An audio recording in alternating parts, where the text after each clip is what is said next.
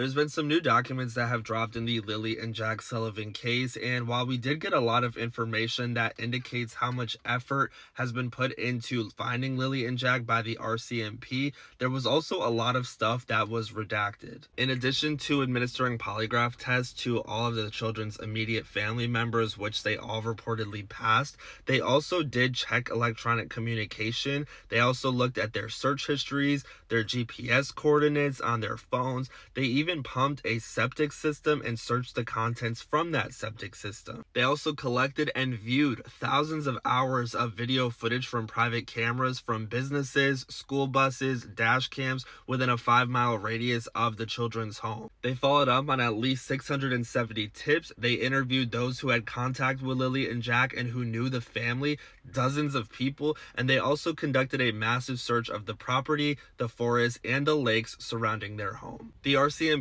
is still standing by the fact that they have no evidence to suggest that there is a criminal element to Lilly and Jack's disappearance. They are not thinking that foul play is involved, but they have not ruled it out yet. There's more to this document, but there's a bunch of stuff that's been redacted out of concern that it would interfere with the investigation and in some cases violate the privacy of those involved. So whilst things up to this point seem to indicate that there is no foul play, there is still information that they are heavily looking into, still people who they are looking into, and it is possible that that could change. Now, as far as what information was redacted within these documents, we have electronic records from companies in Montreal, Toronto, and Halifax whose names and purposes are redacted. We also have text plus messages from May 1st and May 2nd of 3 redacted phone numbers. Now, in other parts of the warrant, Malaya Brooks Murray was referenced to have used text plus, so her number is probably one of those numbers, and 2 other individuals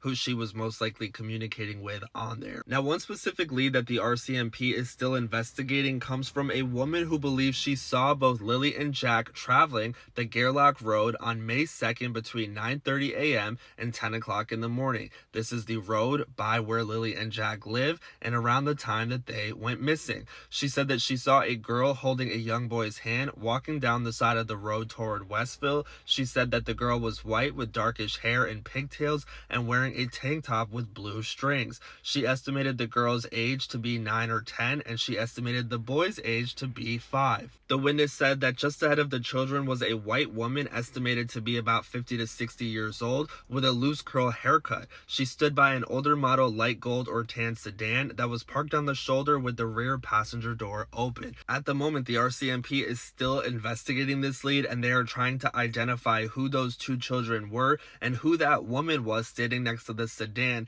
if this was actually true. Because if these 2 children were Lilly and Jack, that would explain why they were not found in the wooded area by their home, and it could indicate that Lilly and Jack could possibly still be alive and maybe were kidnapped like a lot of people do seem to believe. You guys know I'm going to keep you updated. Let me know what you guys are thinking in the comments, and make sure to follow for more updates on this case as well as others.